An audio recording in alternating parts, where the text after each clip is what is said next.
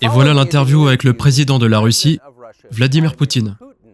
Réalisé le 6 février 2024 à 19 h dans le bâtiment derrière nous, qui est le Kremlin. Vous verrez dedans que ça porte principalement sur la guerre en cours, celle en Ukraine. Comment a-t-elle commencé, ce qui se passe, et surtout comment elle pourrait se terminer.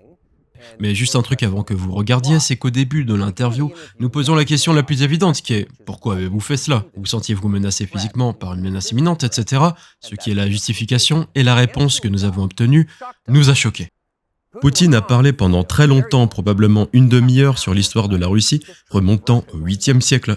Et honnêtement, on pensait que c'était une technique de flibustier, un peu comme les obstructions parlementaires, vous voyez, et nous l'avons interrompu à plusieurs reprises.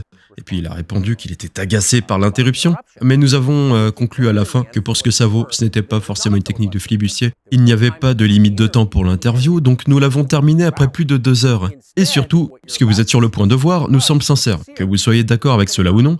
Vladimir Poutine croit que la Russie a une revendication historique sur une partie de l'Ukraine occidentale, donc notre opinion serait de le voir sous cet angle comme une expression sincère de ce qu'il pense. Et sur ce, voici l'interview. Monsieur le Président, merci.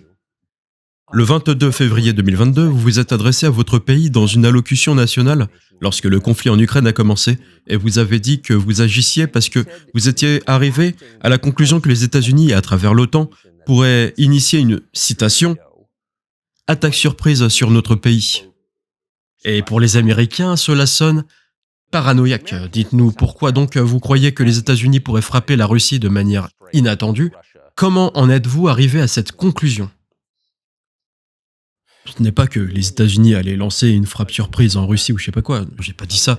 Ferions-nous un talk show, une conversation sérieuse ? Ah bah voilà, on a la citation. Merci, super enchaînement. Non mais vous comprenez, hein. Non, bon, on va tout reprendre, ok. Bon, alors votre formation principale, c'est l'histoire, si je comprends bien. C'est ça. Bon, alors, si ça ne vous dérange pas, je prendrai seulement 30 secondes ou 1 minute pour vous donner une courte référence historique, pour vous donner un peu de contexte historique. Bon, regardons d'où vient notre relation avec l'Ukraine. D'où vient l'Ukraine ? L'État russe a commencé à s'assembler comme une entité étatique centralisée. Et on considère que l'année de l'établissement de l'État russe est en 862, quand les citadins de Novgorod ont invité un prince Vareg Rurik du terrain scandinave. Et en 1862, la Russie a célébré le 1000e anniversaire de son État, et à Novgorod, il y a un mémorial dédié au 1000e anniversaire du pays. En 882, le successeur de Rurik, le prince Oleg, qui jouait en fait le rôle de régent pour le jeune fils de Rurik, parce que Rurik était mort à cette époque, est venu à Kiev. Il avait chassé 2 frères qui avaient apparemment été membres de l'équipe de Rurik, et ainsi la Russie a commencé à se développer avec 2 centres de pouvoir, Kiev et Novgorod. La prochaine date très significative dans l'histoire de la Russie était 988. C'était le baptême de la Russie, quand le prince Vladimir, l'arrière-petit-fils de Rurik, a été baptisé et a adopté l'orthodoxie ou le christianisme oriental. À partir de ce moment, l'État russe centralisé a commencé à se renforcer. Pourquoi ? En raison d'un territoire unique, de liens économiques intégrés, d'une langue commune, et après, le baptême de la Russie, d'une foi commune, et du règne d'un prince. Voilà, l'État russe centralisé a commencé à prendre forme. Déjà, au Moyen-Âge, le prince Yaroslav le Sage a introduit l'ordre de succession au trône, mais après sa mort, la situation est devenue compliquée pour diverses raisons. Et le trône n'était pas transmis directement du père au fils aîné, mais plutôt du prince décédé à son frère, puis à ses fils selon différentes lignes. Tout cela a conduit à la fragmentation et à la fin de la Ruthénie en tant qu'État unique, et il n'y avait rien de spécial à cela. La même chose se produisait alors en Europe. Mais l'État russe fragmenté est devenu une proie facile pour l'empire créé, plutôt par Gengis Khan. Ses successeurs, notamment Batoukan, sont venus en Russie, ont pillé et ruiné presque toutes les villes, la partie sud, y compris Kiev d'ailleurs, et certaines autres villes ont simplement perdu leur indépendance. Et les villes du nord ont préservé une partie de leur souveraineté. Elles devaient payer un tribut à la Horde, mais elles ont réussi à préserver une partie de leur souveraineté. Et puis un État russe unifié a commencé à prendre forme, avec son centre à Moscou. La partie sud des terres russes, y compris Kiev, a commencé à graviter progressivement vers un autre centre qui émergeait en Europe. C'était le Grand-Duché de Lituanie. Elle était même appelée le Duché lituanien russe, car les Russes constituaient une partie importante de cette population. Ils parlaient l'ancien russe et étaient orthodoxes. Et ensuite, il y a eu une unification, l'union du Grand-Duché de Lituanie et du Royaume de Pologne. Quelques années plus tard, une autre union a été signée, cette fois-ci dans le domaine religieux. Certains des prêtres orthodoxes sont devenus subordonnés au pape. Ainsi, ces terres sont devenues partie intégrante de l'État polono-lituanien. Pendant des décennies, les Polonais se sont engagés dans la colonisation de cette partie de la population. Ils y ont introduit leur langue, ont essayé d'ancrer l'idée que cette population n'était pas exactement russe, que parce qu'ils vivaient en périphérie, ils étaient ukrainiens. C'était un nouveau concept. À l'origine, le mot ukrainien signifiait que la personne vivait en périphérie de l'État, le long des franges, et où elle était engagée dans un service de patrouille frontalière. Cela ne doit désigner aucun groupe ethnique particulier. Ainsi, les Polonais ont essayé de toutes les manières de coloniser cette partie des terres russes, et ils l'ont en fait traité plutôt durement. Tout cela a conduit au fait que cette partie des terres russes a commencé à lutter pour leurs droits. Ils ont écrit des lettres à Varsovie, exigeant que leurs droits soient observés et que des gens soient nommés ici, y compris à Kiev. Je vous demande pardon, pourriez-vous nous dire de quelle période parlez-vous? J'ai perdu le fil de l'histoire. C'est donc l'oppression polonaise de l'Ukraine. Ouais, maintenant je vais vous dire ce qui s'est passé plus tard, et maintenant vous donner les dates pour qu'il n'y ait pas de confusion. En 1654, un peu plus tôt même, les gens qui avaient autorité sur cette partie des terres russes se sont adressés à Varsovie. Donc, demandant qu'il leur envoie des dirigeants d'origine russe et 2 fois orthodoxes, lorsque Varsovie ne leur a pas répondu, et en fait a rejeté leur demande, ils se sont tournés vers Moscou pour que Moscou les prenne en charge. Pour que vous ne pensiez pas que j'invente des choses, je vais vous donner ces documents. Ouais, c'est que j'ai pas l'impression que vous vous inventiez forcément, c'est juste que je vois pas trop la pertinence avec ce qui s'est passé il y a 2 ans. Pas. Non, ce sont des documents, des archives. Voici les lettres de Bogdan Khmelnytsky, l'homme qui contrôlait alors le pouvoir dans cette partie des terres russes, qui est maintenant appelée Ukraine. Il a écrit à Varsovie exigeant que leurs droits soient respectés. Et après avoir été refusé, il a commencé à écrire des lettres à Moscou, demandant à être pris sous la forte main du tsar de Moscou. Il y a des copies de ces documents. Je les laisserai pour votre bon souvenir. Il y a une traduction en russe. Vous pourrez le traduire plus tard en anglais. Néanmoins, en 1654, l'Assemblée russe du haut clergé et des propriétaires terriens, dirigée par le tsar, qui était l'organe représentatif du pouvoir de l'ancien État russe, a décidé d'inclure une partie des anciennes terres russes dans le royaume de Moscou. Comme prévu, la guerre avec la Pologne a commencé. Elle a duré 13 ans. Et ensuite, en 1654, une trêve a été conclue. Et 32 ans plus tard, je pense, un traité de paix avec la Pologne, qu'ils ont appelé la paix éternelle, a été signé. Et ces terres, toute la rive gauche du Dniepr, compris Kiev, sont passées à la Russie. Et toute la rive droite du Dniepr est restée en Pologne, sous le règne de Catherine la Grande. La Russie a récupéré toutes ces terres historiques, y compris dans le sud et l'ouest. Tout cela a duré jusqu'à la Révolution. Avant la Première Guerre mondiale, l'état-major autrichien s'appuyait sur les idées d'ukrainisation et commençait activement à promouvoir les idées de l'Ukraine et de l'identité ukrainienne. Leur motif était évident. Et juste avant la guerre, ils voulaient affaiblir l'ennemi potentiel et se sécuriser des conditions favorables dans la zone frontalière. Ainsi, l'idée qui avait émergé en Pologne, selon laquelle les personnes résidant sur ce territoire n'étaient pas vraiment russes, mais appartenaient plutôt à un groupe ethnique spécial, les Ukrainiens. Idée qui a commencé à être propagée par l'état-major autrichien. Dès le 19e siècle, des Thérussiens appelant à la dépendance de l'Ukraine sont apparus. Cependant, certains affirmaient que l'Ukraine devrait avoir une très bonne relation avec la Russie. Ils insistaient sur ce point. Après la révolution de 1917, les bolcheviks ont cherché à restaurer l'État-nation et la guerre civile a commencé, y compris les hostilités avec la Pologne. En 1921, la paix avec la Pologne fut proclamée. Et sous ce traité, la rive droite de la rivière Dniepr fut une fois de plus rendue à la Pologne.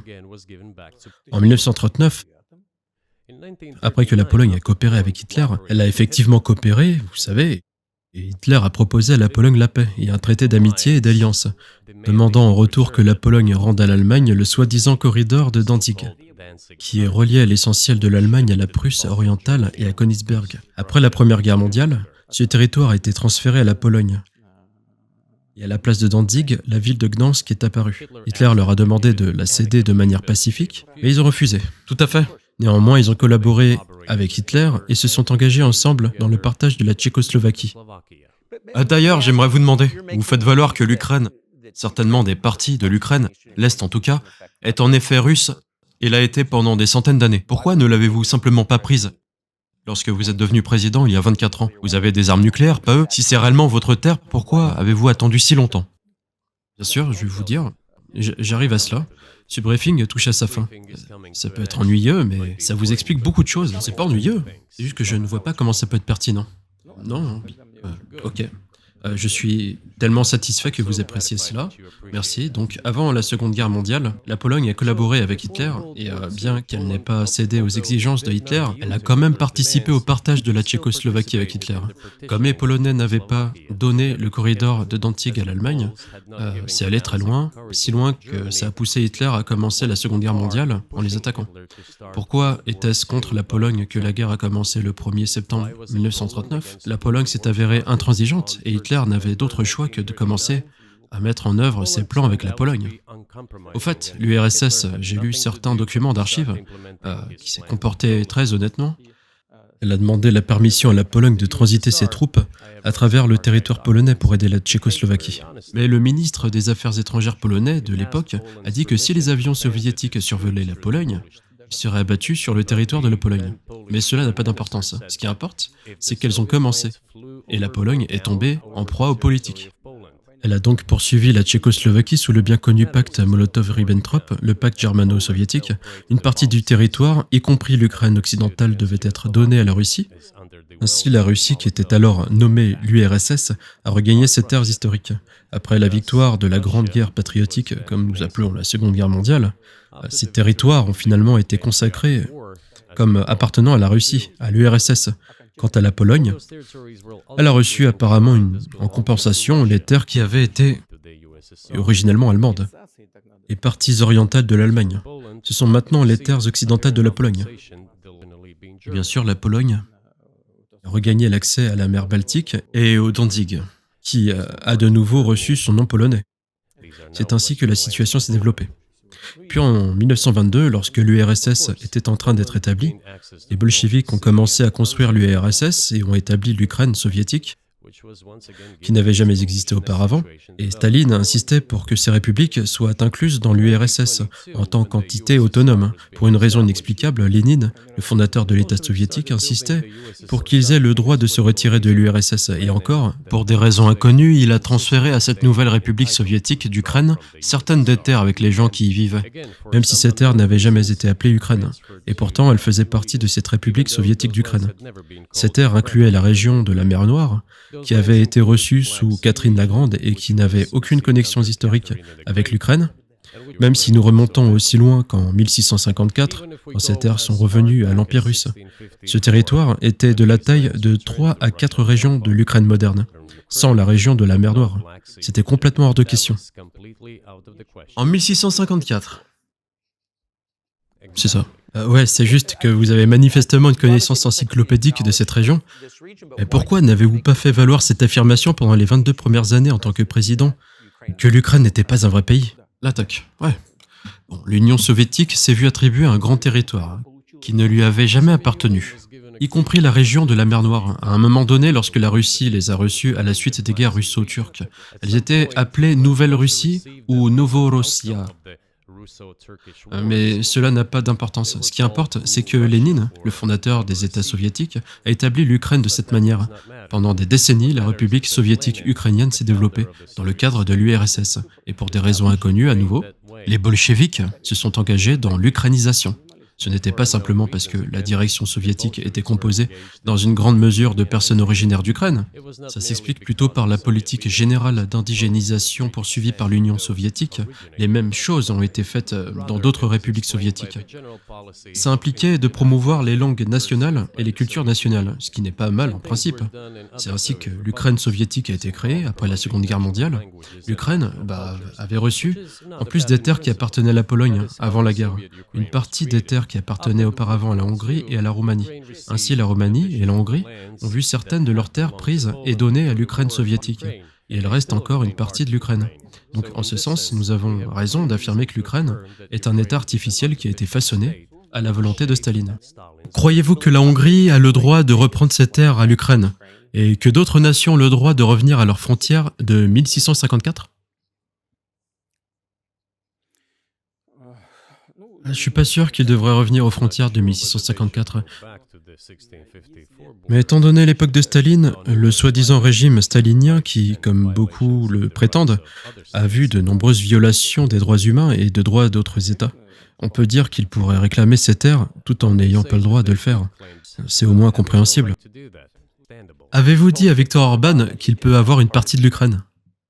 Je ne lui ai jamais dit, pas une seule fois. Nous n'avons même jamais eu de conversation à ce sujet, mais je sais avec certitude que les Hongrois qui vivent là-bas veulent récupérer leurs terres historiques. De plus, j'aimerais partager une histoire très intéressante avec vous. Je m'égare. C'est personnel. Quelque part au début des années 80, j'ai fait un voyage en voiture depuis Leningrad à travers l'Union soviétique en passant par Kiev. J'ai fait une halte à Kiev, puis je suis allé en Ukraine occidentale. Je suis allé à la ville de Bereov. Dans tous les noms de villes et de villages, il y avait du russe, et une langue que je ne comprenais pas, en hongrois. En russe et hongrois, pas ukrainien, russe-hongrois, voilà. Je traversais une sorte de village, et il y avait des hommes assis à côté des maisons, habillés en costume noir, 3 pièces, et chapeau, cylindre noir. J'ai demandé, sont-ils une sorte d'artiste? Puis on m'a dit non. C'est pas des artistes, c'est des Hongrois. J'ai dit, mais qu'est-ce qu'ils font ici? Et ils me disent, qu'entendez-vous? En fait, c'est leur terre, ils vivent ici. C'était pendant l'époque soviétique, dans les années 1880. Ils préservent la langue hongroise, les noms hongrois et tous leurs costumes nationaux. Ils sont hongrois et se sentent hongrois, et bien sûr, maintenant, il y a infraction. Tout à fait, il y en a beaucoup, je pense. Mais de nombreuses nations se sentent frustrées par les frontières redessinées des guerres du XXe siècle et des guerres remontant à 1000 ans, celles que vous avez mentionnées. Mais le fait est que vous n'avez pas publiquement contesté les frontières de l'Ukraine jusqu'à il y a 2 ans, en février. Et dans le cas que vous avez présenté, que j'ai lu aujourd'hui, vous avez expliqué en détail que vous ressentiez une menace physique de l'Ouest et de l'OTAN, y compris potentiellement une menace nucléaire. Et c'est ce qui vous a poussé à agir. Est-ce une caractérisation juste de ce que vous avez dit? Je comprends que mes longs discours sortent probablement du cadre habituel d'une interview. C'est pourquoi je vous ai demandé au début si nous allions avoir une conversation sérieuse ou un spectacle. Vous avez dit une conversation sérieuse. Alors je vous prie de bien vouloir être patient. Nous arrivons au point où l'Ukraine soviétique a été établie. Puis en 1991, l'Union soviétique s'est effondrée et tout ce que la Russie avait généreusement accordé à l'Ukraine a été emporté par cette dernière. J'en viens à un point capital du plan d'aujourd'hui. Merci. Après tout, l'effondrement de l'Union soviétique a été effectivement initié par la direction russe. Je comprends pas ce qui guidait la direction russe à l'époque, mais je soupçonne qu'il y avait plusieurs raisons de penser que tout irait bien. Premièrement, je pense que la direction russe de l'époque croyait que les fondements de la relation entre la Russie et l'Ukraine étaient en fait une langue commune, ou que 90% de la population là-bas parlait russe. Chaque troisième personne là-bas avait un genre de liens familiaux ou amicaux, une culture commune, une histoire commune, enfin, une foi commune, ou une existence au sein d'un seul État pendant des siècles, et des économies profondément interconnectées. Tous ces éléments ensemble rendent nos bonnes relations inévitables. Deuxième point très important, je veux que vous, en tant que citoyen américain et vos téléspectateurs, en entendiez également parler. Les anciens dirigeants russes pensaient que l'Union soviétique avait cessé d'exister. Il n'y avait donc plus de ligne de démarcation idéologique. La Russie a même accepté volontairement et de manière proactive l'effondrement de l'Union soviétique. Et je crois que cela serait compris par l'Occident, soi-disant civilisé, comme une invitation à la coopération et à l'association. C'est ce qu'attendait la Russie, tant de la part des États-Unis et ce que l'on appelle l'Occident collectif dans son ensemble. Il y avait des gens intelligents, y compris en Allemagne. Egon Bahr, un politicien important du Parti social-démocrate, a insisté dans ses conversations personnelles avec la direction soviétique, à la veille de l'effondrement de l'Union soviétique, qu'un nouveau système de sécurité devrait être établi en Europe, que des aides iraient pour unifier l'Allemagne, incluant les États-Unis, le Canada, la Russie et d'autres pays d'Europe centrale. Mais l'OTAN ne doit pas s'étendre, a-t-il dit. Si l'OTAN s'étend, tout serait juste la même chose que pendant la guerre froide, seulement plus près des frontières de la Russie. C'est tout. C'était un vieil homme sage, mais personne ne l'a écouté, et au final, il s'est énervé. Il a sorti « Si vous ne m'écoutez pas, je ne remettrai plus jamais les pieds à Moscou. » Et tout s'est passé exactement comme il l'avait dit. Et oui, c'est sûr, ça s'est réalisé, vous comme moi l'avons mentionné à plusieurs reprises. Je pense que c'est un bon argument. Beaucoup, en Amérique, pensaient que les relations entre la Russie et les États-Unis s'amélioreraient, avec l'effondrement de l'Union soviétique et la fin de la guerre froide. Mais le contraire s'est produit, vous n'avez jamais expliqué Pourquoi? Sauf pour dire que l'Occident craint une Russie forte. Nous avons une Chine forte et l'Occident ne semble pas avoir très peur de la Chine. Qu'est-ce qui, selon vous, a convaincu les décideurs politiques qu'ils devaient plutôt s'en prendre à la Russie? L'Occident craint plus une Chine forte qu'une Russie forte, parce que la Russie compte 150 millions de personnes et la Chine 1,5 milliard. Son économie croît à pas de géant. C'est le potentiel qui compte.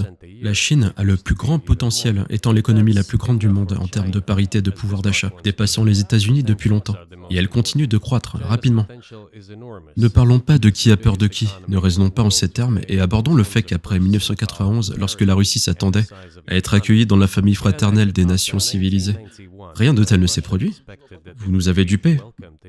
Enfin, quand je vous dis vous, je parle pas personnellement, je parle des États-Unis. La promesse était que l'OTAN ne s'étendrait pas vers l'Est, mais cela s'est produit à 5 reprises. Il y a eu 5 vagues d'expansion. Nous avons toléré tout ça. Nous avons essayé de les persuader. Nous disions, s'il vous plaît, ne le faites pas. Nous sommes aussi bourgeois que vous maintenant. Nous sommes une économie de marché et il n'y a pas de parti communiste au pouvoir. Négocions. De plus, j'ai également dit cela publiquement auparavant. Il y a eu un moment où un certain fossé a commencé à se creuser entre nous. Et avant ça, Eltsine est venu aux États-Unis. Rappelez-vous, il a parlé au Congrès et a dit des bons mots. Que Dieu bénisse les États-Unis.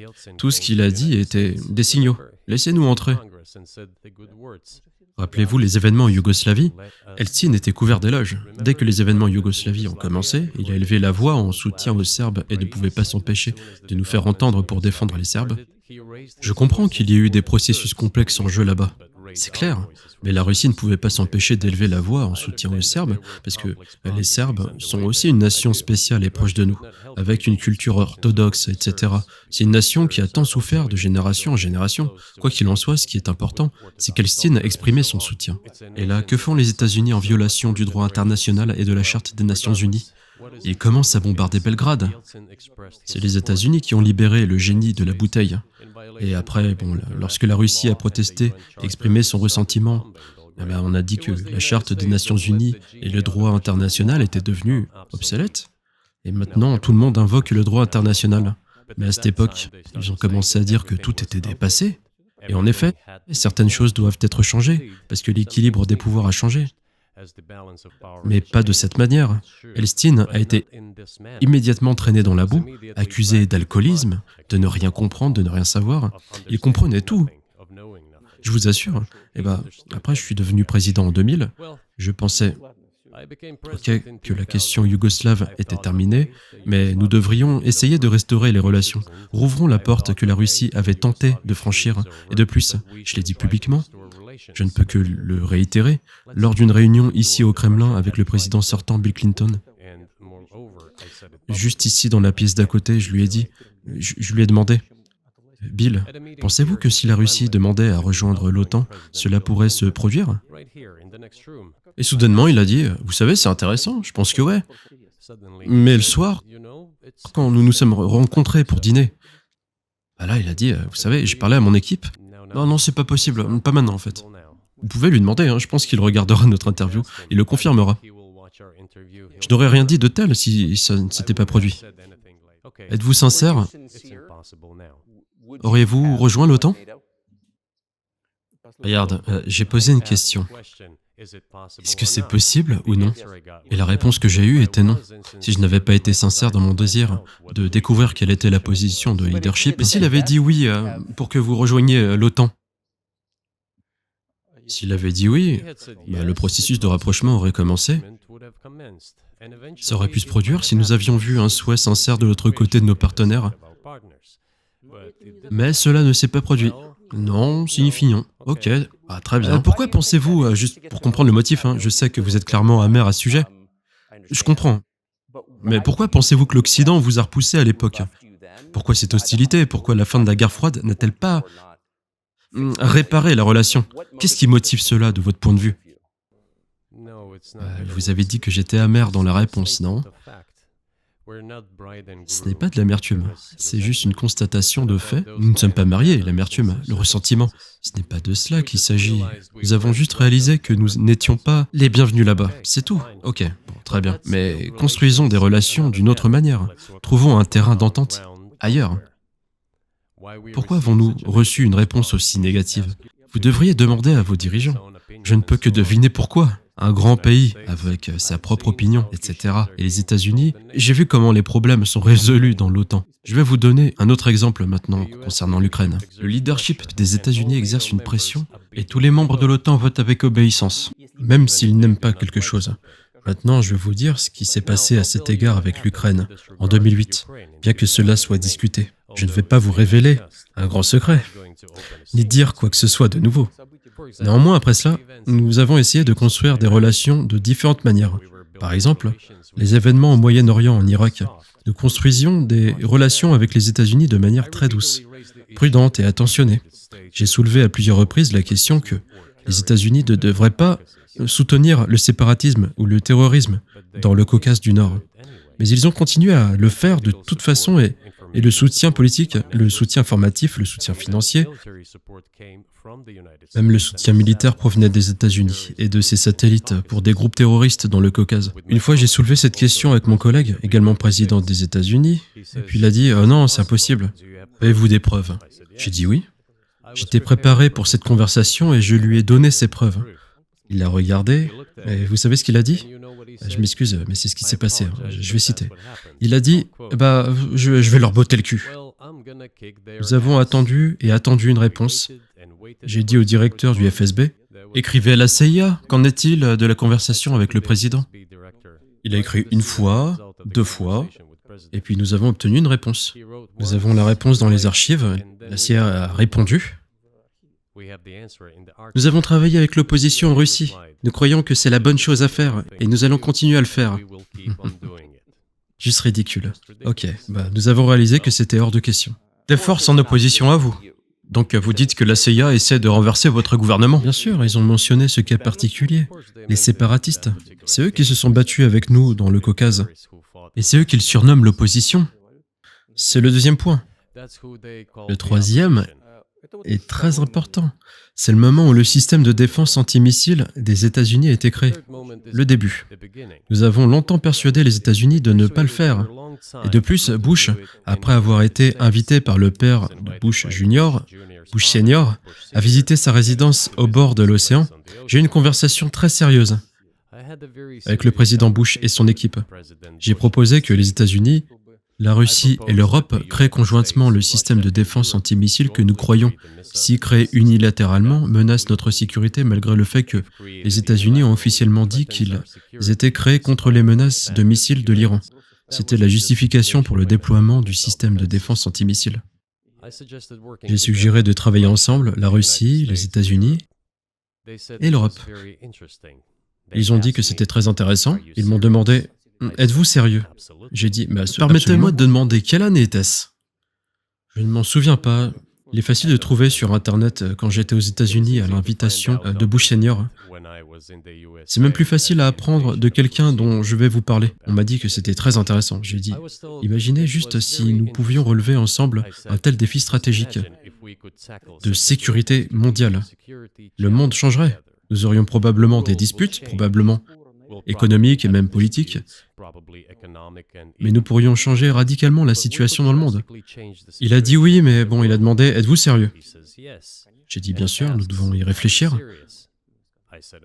J'ai dit « Allez-y, s'il vous plaît. » Puis le secrétaire à la défense Gates, ancien directeur de la CIA, et le secrétaire d'État Rice sont entrés ici dans ce cabinet, juste ici à cette table.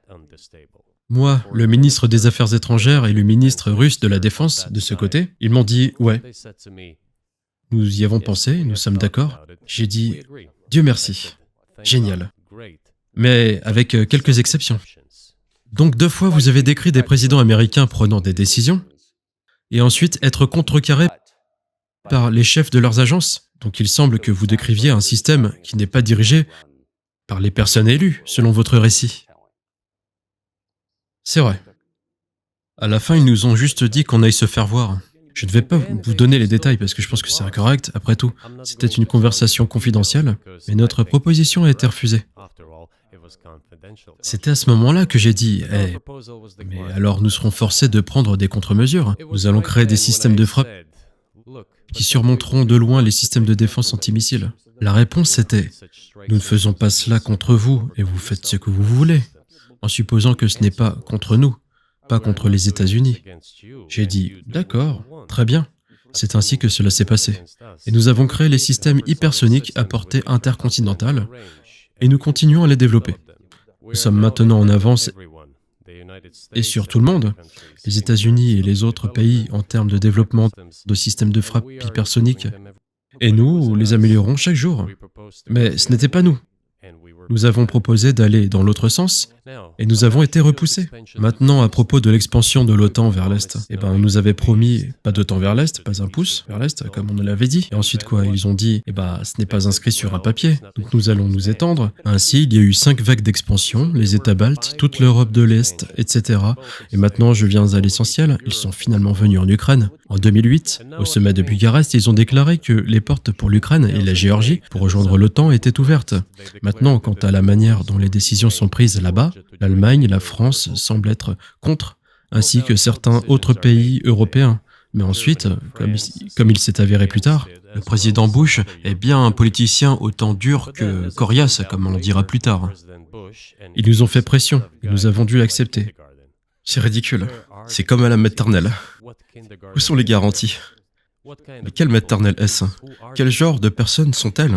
Qui sont-elles? Vous avez vu, ils ont été mis sous pression et ont fini par être d'accord et ensuite, ils disent que l'Ukraine ne sera pas dans l'OTAN. Du coup, je leur ai demandé, mais vous avez accepté en 2008, pourquoi n'accepteriez-vous pas à l'avenir? Ils nous ont pressés à l'époque. Alors, j'ai dit, pourquoi ne vous presserait-il pas demain pour que vous acceptiez à nouveau? Voilà, c'est absurde. Avec qui parler? Je comprends tout simplement pas. Nous sommes prêts à parler, mais avec qui? Il faut naturellement demander où sont les garanties. Aucune, il n'y a rien. Alors ils ont commencé à développer le territoire de l'Ukraine. Quoi qu'il y ait, je vous ai dit le contexte de comment ce territoire s'est développé. Quelle sorte de relation il y avait avec la Russie. Chaque deuxième ou troisième personne a toujours eu des liens avec la Russie. Et pendant les élections, dans une Ukraine déjà indépendante et souveraine, qui a obtenu son indépendance à la suite de la déclaration de l'indépendance, et d'ailleurs, il est dit que l'Ukraine est un État neutre. Et en 2008, soudainement, les portes ou les portails de l'OTAN lui étaient ouverts. Ce n'est pas ce que nous avions convenu. Et là, tous les présidents qui sont venus au pouvoir en Ukraine, ils se sont appuyés sur l'électorat grâce à une bonne attitude envers la Russie d'une manière ou d'une autre. C'est le sud-est de l'Ukraine. C'est un grand nombre de personnes et il était très difficile de convaincre cet électorat qui avait une attitude positive envers la Russie. Viktor Yanukovych est arrivé, montant au pouvoir. Et comment? La première fois qu'il a gagné après le président Kuchma. Ils ont organisé le 3e tour qui n'est pas prévu dans la constitution de l'Ukraine. C'est un coup d'État. Imaginez juste que quelqu'un aux États-Unis n'aimerait pas le résultat. En 2014, non, c'était avant cela. Après le président Kuchma, Viktor Yanukovych a gagné les élections, et cependant, ses opposants n'ont pas reconnu cette victoire. Les États-Unis ont soutenu l'opposition et le 3e tour a été programmé. Qu'est-ce que c'est que ça? C'est un coup d'État. Les États-Unis l'ont soutenu et le vainqueur du 3e tour est arrivé au pouvoir. Imaginez si aux États-Unis quelque chose n'était pas au goût de quelqu'un et le 3e tour d'élection, que la Constitution des États-Unis ne prévoit pas, a quand même été organisé. Du moins, ça a été fait en Ukraine. Ok, Viktor Loutchenko, qui était considéré comme le politicien pro-occidental, est arrivé au pouvoir. Nous avons construit des relations avec lui aussi. Il est venu à Moscou en visite. Nous avons visité Kiev. Nous nous sommes rencontrés dans un cadre informel. Il est pro-occidental. Soit, c'est bien. Laissons les gens faire leur travail. C'était une situation où ils auraient dû se développer à l'intérieur de l'Ukraine indépendante elle-même. À la suite du leadership de Kuchma, les choses se sont aggravées et Viktor Yanukovych est arrivé au pouvoir. Après tout, peut-être qu'il n'était pas le meilleur président et politicien. Je ne sais pas. Je ne veux pas donner d'évaluation, cependant, la question de l'association avec l'UE a été soulevée. Nous avons toujours été enclins à dire « faites comme vous voulez ». Mais lorsque nous avons lu le traité d'association, il s'est avéré être un problème pour nous, puisque nous avions une zone de libre-échange et des frontières douanières ouvertes avec l'Ukraine qui, sous cette association, devait ouvrir ses frontières à l'Europe, ce qui aurait pu conduire à l'inondation de notre marché. Nous avons dit non, cela ne va pas fonctionner, nous devrons fermer nos frontières avec l'Ukraine. Alors la question des frontières douanières est apparue. Yanukovych a commencé à calculer combien l'Ukraine allait gagner, combien perdre, et a dit à ses partenaires européens qu'il avait besoin de plus de temps pour réfléchir avant de signer. À ce moment-là, l'opposition a commencé à prendre des mesures destructrices qui étaient soutenues par l'Occident. Tout cela a conduit à Maïdan et à un coup d'État en Ukraine. Donc il faisait plus de commerce avec la Russie qu'avec l'UE. L'Ukraine, hein. Bien sûr, ce n'est même pas une question de volume de commerce, bien que pour la plupart ce soit le cas. C'est une question de taille de coopération. L'économie ukrainienne entière était basée sur les liens de coopération entre les entreprises très proches depuis l'époque de l'Union soviétique. Un coup d'État a été commis, bien que je ne veuille pas entrer dans les détails maintenant. Ça serait un peu inapproprié. Les États-Unis nous ont dit calmez Yanukovych et nous calmerons l'opposition. En gros, laissons la situation se dérouler selon le scénario d'un règlement politique. Nous avons dit ok, faisons-le. Et donc les Américains l'ont demandé. Yanukovych n'a utilisé ni les forces armées ni la police. Et pourtant, l'opposition armée a bien utilisé un coup d'État à Kiev. Mais qui pensez-vous être? Je voulais le demander à la direction américaine. Mais avec le soutien de qui? Avec le soutien de la CIA, bien sûr, l'organisation que vous vouliez rejoindre à l'époque. Nous devrions remercier Dieu qu'il ne vous ait pas laissé entrer. Bien que ce soit une organisation sérieuse, je comprends mon ancien vis-à-vis, dans le sens où j'ai servi dans la première direction principale du service du renseignement de l'Union soviétique. Ils ont toujours été nos adversaires. Un travail est un travail. Techniquement, ils ont tout fait correctement. Ils ont atteint leur objectif de changer le gouvernement. Cependant, du point de vue politique, c'était une erreur colossale, sûrement une erreur de calcul de la direction politique. Ils auraient dû voir ce que cela deviendrait. Donc en 2008, les portes de l'OTAN ont été ouvertes pour l'Ukraine, et en 2014, il y a eu un coup d'État.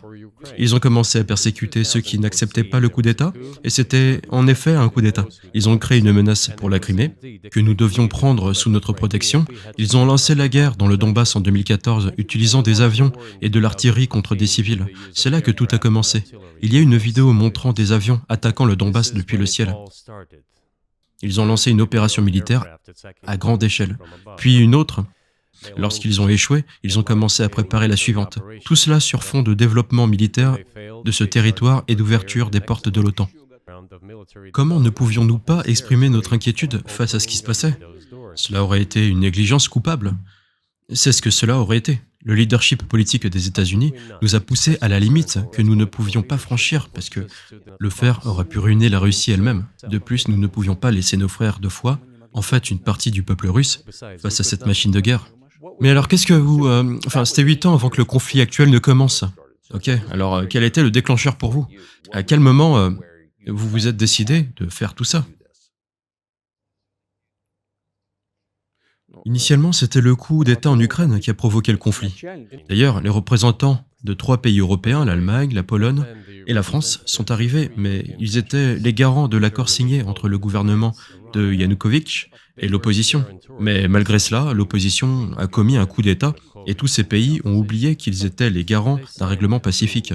Ils ont juste jeté cela au feu et personne ne s'en souvient.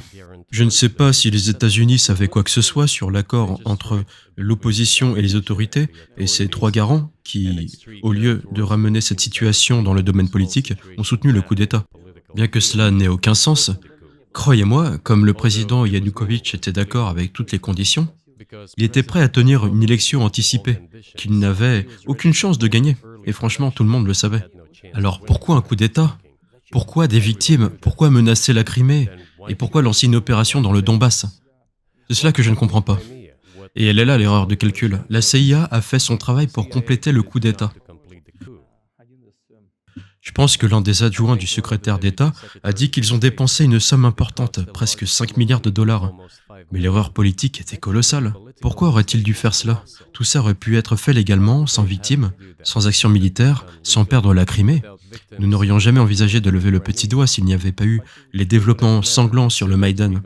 Nous étions d'accord, après l'effondrement de l'Union soviétique, que notre frontière devrait être le long des frontières des anciennes républiques soviétiques. Nous avons accepté cela, mais nous n'avons jamais accepté l'expansion de l'OTAN, et encore moins que l'Ukraine soit dans l'OTAN.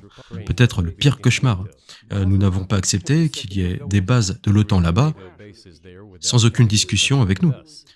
Pendant des décennies, nous avons demandé de ne pas faire cela.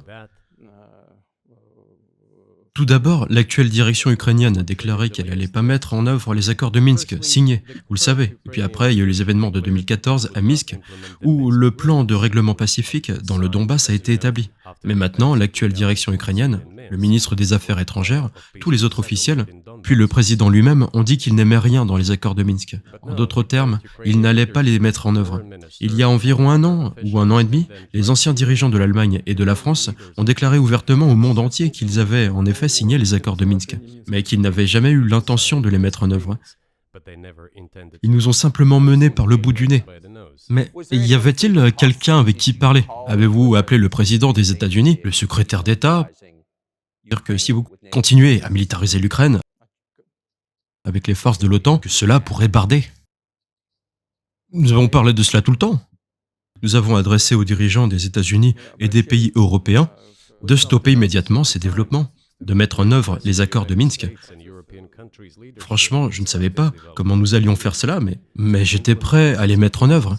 Ces accords étaient compliqués pour l'Ukraine, ils incluaient beaucoup d'éléments de l'indépendance du Donbass, c'est vrai. Cependant, j'étais absolument confiant et je vous le dis maintenant. Je croyais honnêtement que si nous parvenions à convaincre les résidents du Donbass, et nous avons dû travailler dur pour les convaincre de retourner à l'État ukrainien, que progressivement les blessures commenceraient à guérir.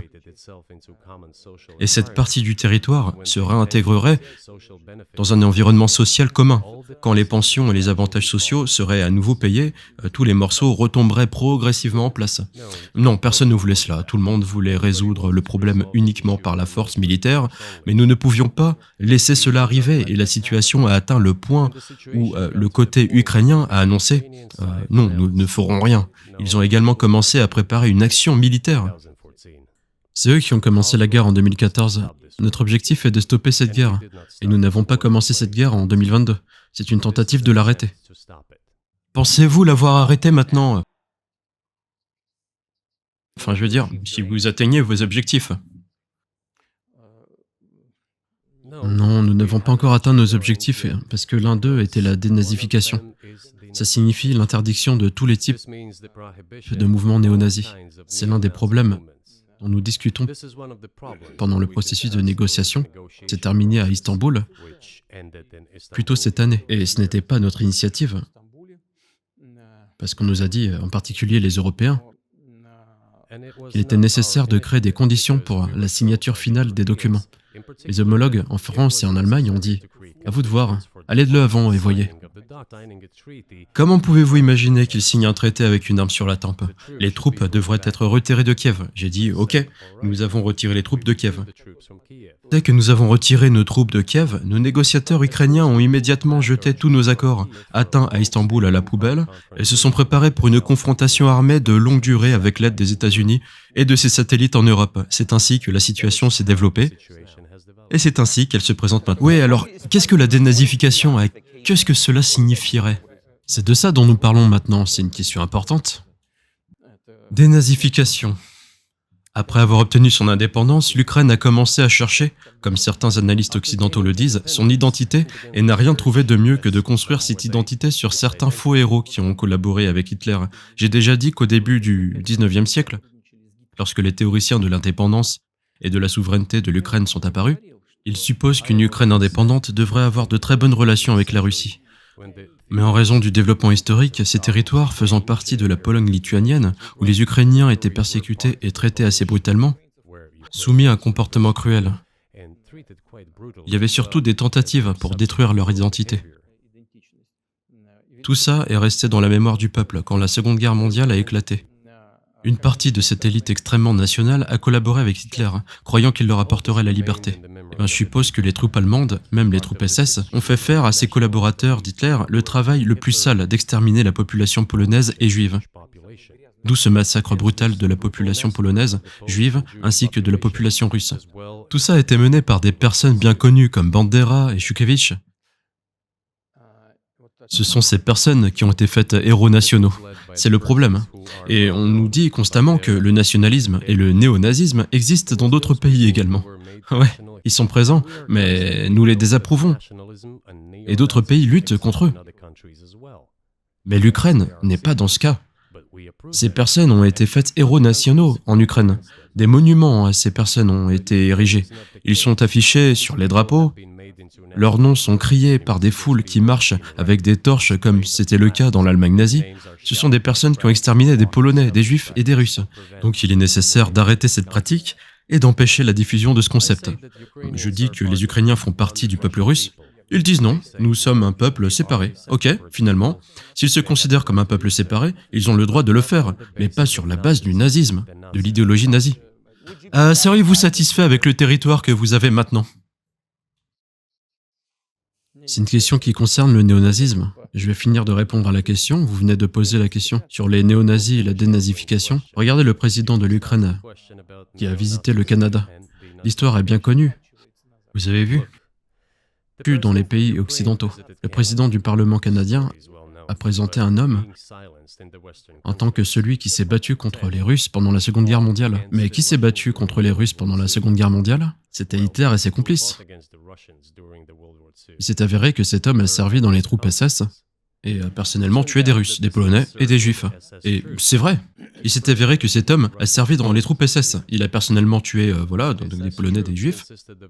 Les troupes SS étaient composées de nationalistes ukrainiens qui ont fait ce sale travail. Le président de l'Ukraine s'est levé avec tout le Parlement du Canada et a applaudi cet homme. Comment peut-on imaginer cela? Le président de l'Ukraine lui-même, d'ailleurs, est de nationalité juive. Ouais, mais vraiment, mais ma question c'est, mais que faites-vous à ce sujet? Je veux dire, Hitler est mort depuis 80 ans, l'Allemagne nazie n'existe plus, et c'est vrai. Et donc, je pense que ce que vous dites, c'est que vous vouliez éteindre, ou au moins contrôler le nationalisme ukrainien. Mais comment? Comment faites-vous cela? Oui, alors écoutez, votre question est très subtile, et je peux vous dire ce que je pense. Ne vous enfoncez pas, hein. Cette question semble être subtile. Elle est assez embêtante. Vous dites qu'Hitler est mort depuis tant d'années. 80 ans. Mais son exemple persiste. Les gens qui ont exterminé des Juifs, des Russes, des Polonais, sont vivants. Et le président, l'actuel président de l'Ukraine d'aujourd'hui, l'applaudit dans le Parlement canadien. Lui donne une ovation, debout. Peut-on dire que nous avons complètement éradiqué cette idéologie? Si ce que nous voyons se passe aujourd'hui. C'est ce que la dénazification signifie dans notre compréhension. Nous devons nous débarrasser de ces personnes qui maintiennent ce concept et soutiennent cette pratique en essayant de la préserver. C'est cela la dénazification, c'est ce que nous voulons dire. C'est vrai, mais ma question était un peu plus spécifique. Ce n'était bien sûr pas une défense des néo-nazis ou autre. C'était une question pratique. Vous ne contrôlez pas tout le pays, vous ne contrôlez pas Kiev, vous ne semblez pas vouloir le faire. Alors, comment éliminez-vous une culture ou une idéologie ou des sentiments, une vision de l'histoire dans un pays que vous ne contrôlez pas? Que faites-vous à ce sujet? Vous savez, aussi étrange que cela puisse paraître, lors des négociations à Istanbul, nous avons convenu que le néonazisme ne serait pas cultivé en Ukraine, y compris qu'il serait interdit au niveau législatif. Donc oui, Monsieur Carlson, nous nous sommes mis d'accord là-dessus. Ce résultat peut être fait pendant le processus de négociation, et il n'y a rien d'humiliant pour l'Ukraine en tant qu'État moderne et civilisé. Un État est-il autorisé à promouvoir le nazisme? C'est pas le cas, donc voilà. Et y aura-t-il des pourparlers? Et pourquoi n'y a-t-il pas eu de pourparlers pour résoudre le conflit en Ukraine? Des pourparlers de paix. Mais il y en a eu. Ils ont atteint un très haut niveau de coordination des positions dans un processus complexe, mais encore, ils étaient presque finalisés. Et après que nous avons retiré nos troupes de Kiev, comme je l'ai dit, l'autre côté a jeté tous ses accords et a obéi aux instructions des pays occidentaux, des pays européens et des États-Unis pour combattre la Russie jusqu'au bout. De plus, le président de l'Ukraine a légiféré une interdiction de négocier avec la Russie. Il a signé le décret interdisant à tout le monde de négocier avec la Russie. Mais comment allons-nous négocier s'il s'est interdit à lui-même et à tout le monde de le faire? Nous savons qu'il met en avant certaines idées concernant ce règlement, mais pour s'entendre sur quelque chose, nous devons avoir un dialogue, n'est-ce pas? Mais du coup, vous ne devriez pas parler au président ukrainien. Vous devriez parler au président américain. Quand avez-vous parlé à Joe Biden pour la dernière fois?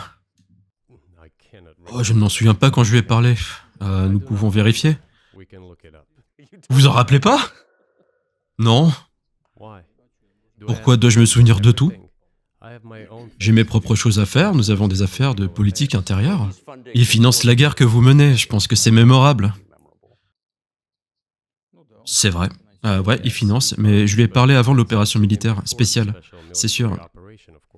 Et alors là, je lui ai dit, au fait, je ne rentrerai pas dans les détails, je ne le fais jamais, mais je lui ai dit, je pense que vous commettez une énorme erreur historique en soutenant tout ce qui se passe en Ukraine et en repoussant la Russie. Je lui ai dit, je lui ai répété, bon, je pense que je vais m'arrêter là. Et qu'a-t-il dit? Demandez-lui, s'il vous plaît. C'est plus facile pour vous. Vous êtes citoyen des États-Unis, et allez lui demander. Encore une fois, c'est pas très approprié que je commente notre conversation. Vous ne lui avez pas parlé depuis avant février 2022. Non, nous ne sommes pas parlé. Certains contextes ont été maintenus. Vous souvenez-vous de ce que je vous ai dit à propos de ma proposition de travailler ensemble sur un système de défense militaire? Ouais? Vous pouvez leur demander à tous. Ils sont tous sains et saufs. Dieu merci. L'ancienne présidente Godolida est saine et sauve. Et je remercie M. Gate et l'actuel directeur de l'agence de renseignement, M. Burns, l'ancien ambassadeur en Russie, qui, à mon avis, est un ambassadeur très efficace. Ils ont tous été témoins de ces conversations. Demandez-leur. C'est la même chose. Si vous voulez savoir ce que le président Biden m'a répondu, demandez-lui. En tout cas, je lui en ai parlé. Ouais, je lui en parlerai, c'est très intéressant, mais de l'extérieur, il semble que cela pourrait dévier ou évoluer vers quelque chose qui mettrait le monde entier en conflit et pourrait déclencher un certain lancement nucléaire. Pourquoi n'appelez-vous pas Biden et ne lui dites-vous pas que nous allons trouver une solution? Ouais, mais qu'est-ce qu'il y a à régler? C'est très simple, je le répète, nous avons des contacts par l'intermédiaire de diverses agences. Je vous dirais que ce que nous disons à ce sujet et ce que nous transmettons aux dirigeants américains, c'est que si vous voulez vraiment arrêter les combats, vous devez cesser de fournir des armes. Ça sera terminé dans quelques semaines. C'est tout. Ensuite, nous pourrons nous mettre d'accord sur certaines conditions, mais avant, arrêtez. Qu'est-ce qui est le plus simple? Pourquoi l'appeler? De quoi dois-je lui parler? Ou de quoi supplier, en fait? Qu'est-ce que c'est? Et avez-vous réitéré? Et quel message? Oui, vous allez livrer telle ou telle arme à l'Ukraine. J'ai peur, mais s'il vous plaît, ne le faites pas. Qu'il y a-t-il à dire? Pensez-vous que l'OTAN craint que cela ne devienne une guerre mondiale ou un conflit nucléaire? C'est du moins ce dont ils parlent et ils essayent d'intimider leur propre population avec une menace russe imaginaire. Un fait évident. Et les gens qui réfléchissent, pas les Philistins, mais les gens qui réfléchissent, les analystes, ceux qui sont engagés dans la vraie politique, les gens intelligents comprennent parfaitement qu'il s'agit d'un fake et qu'ils essayent d'alimenter la menace russe. La menace à laquelle je pense vous faites référence, c'est une invasion russe en Pologne, Lettonie. Le comportement expansionniste de... Pouvez-vous imaginer un scénario dans lequel vous enverriez des troupes russes en Pologne? Dans un seul cas, si la Pologne attaque la Russie, pourquoi? Parce que nous n'avons aucun intérêt en Pologne, en Lettonie ou ailleurs. Pourquoi ferions-nous cela? Tout simplement parce que nous n'avons aucun intérêt. Il s'agit simplement d'une surveillance des menaces. Bon, alors l'argument, je sais que vous le connaissez, qu'il a envahi l'Ukraine, qu'il a des visées territoriales sur tout le continent. Alors vous dites sans équivoque que c'est pas le cas? Absolument. C'est absolument hors de question. Vous n'avez tout simplement pas besoin d'être un analyste. Il est contraire au bon sens de s'impliquer dans une sorte de guerre mondiale. Et une guerre mondiale amènera toute l'humanité au bord de la destruction, c'est évident. Il existe certainement des moyens de dissuasion. Ils font peur à tout le monde depuis le début. Demain, la Russie utilisera des armes nucléaires tactiques. La Russie l'utilisera, non après-demain. Ainsi pour extorquer de l'argent supplémentaire aux contribuables américains et européens dans la confrontation avec la Russie sur le théâtre de la guerre en Ukraine. L'objectif est d'affaiblir la Russie autant que possible. L'un de nos principaux sénateurs de l'État de New York, Chuck Schumer, a déclaré hier « Je pense que nous devons contribuer à financer l'effort ukrainien. » Faute de quoi des citoyens américains pourraient se retrouver à combattre là-bas. Comment évaluez-vous cela? Il s'agit d'une provocation ou d'une provocation réussie. Je ne comprends pas pourquoi les soldats américains devraient se battre en Ukraine. Il y a des mercenaires américains là-bas. Le plus grand nombre de mercenaires vient de Pologne. Les mercenaires américains viennent en deuxième position et les mercenaires géorgiens en troisième position. Eh bien, si quelqu'un a le désir d'envoyer des troupes régulières, cela mènerait certainement l'humanité au bord d'un conflit mondial très grave, c'est évident. Les États-Unis ont-ils besoin de cela? De quoi exactement? À des milliers de kilomètres de votre territoire national? N'avez-vous rien de mieux à faire? Vous avez des problèmes à la frontière, des problèmes d'immigration, des problèmes de dette nationale de plus de 33 000 milliards de dollars. Vous n'avez rien de mieux à faire, alors vous devez vous battre en Ukraine. Ne serait-il pas préférable de négocier avec la Russie, de conclure un accord en comprenant déjà la situation qui se développe aujourd'hui, en réalisant que la Russie se battra pour ses intérêts jusqu'au bout, et en revenant au bon sens, en commençant à respecter notre pays et ses intérêts, en cherchant certaines solutions?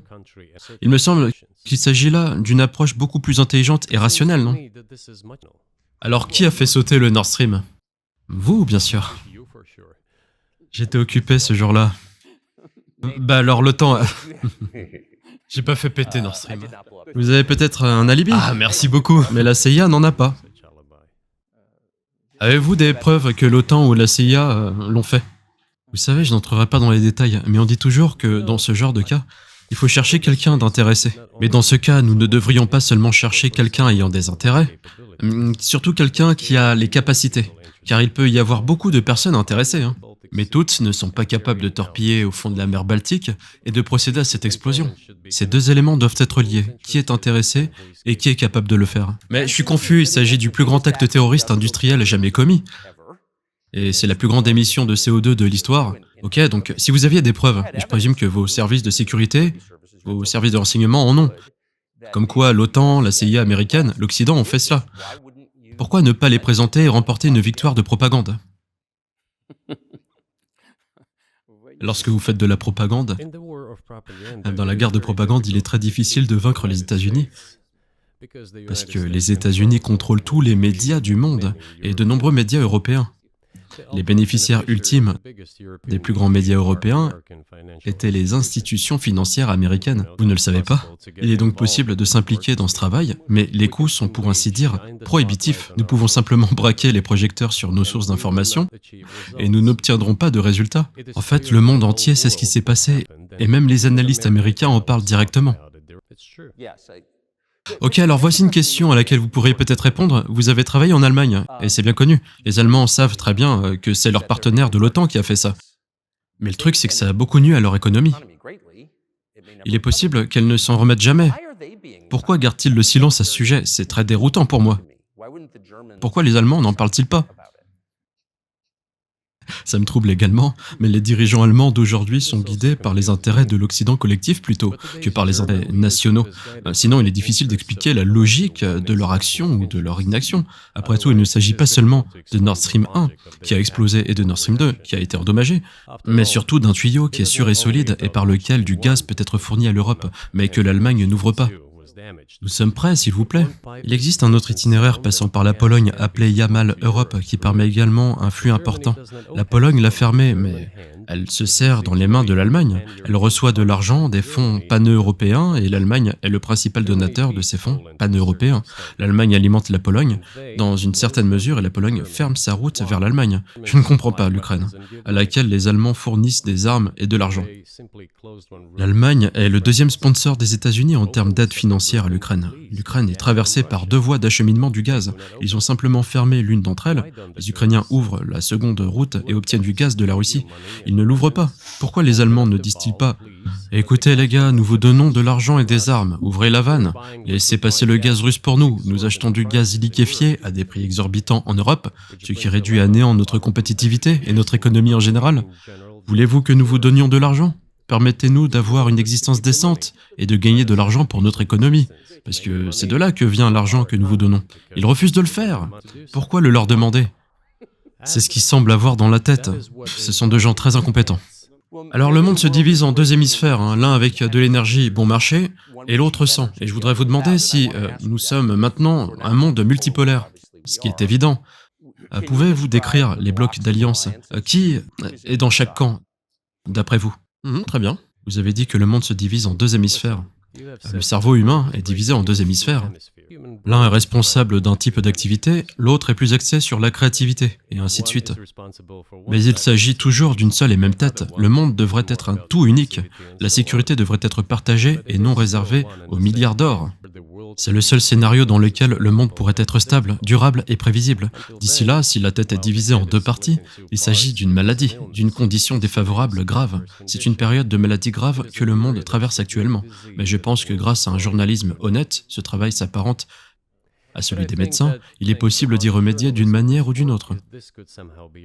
Alors prenons en exemple le dollar américain, qui a en quelque sorte unifié le monde à bien des égards, peut-être pas à votre avantage, mais certainement au nôtre. Est-il en train de disparaître en tant que monnaie de réserve ou en tant que monnaie acceptée universellement en tant que devise? Comment les sanctions ont-elles changé la place du dollar dans le monde?